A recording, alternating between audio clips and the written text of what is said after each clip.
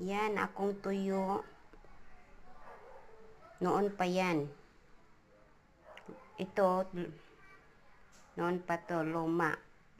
Tapos, may bagong dating ako. Ito, pinipirito ko to, 3 araw na. Tapos, iniinit ko lang. Mainit. Oh, ayan. Tingnan nyo.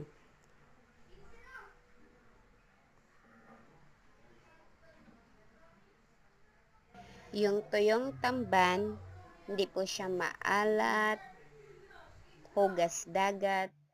Yan talaga ang buhay probinsya.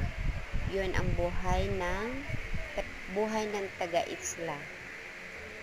Sa isla kasi ako nakatira, kaya ganyan yung fried rice ko with carrot.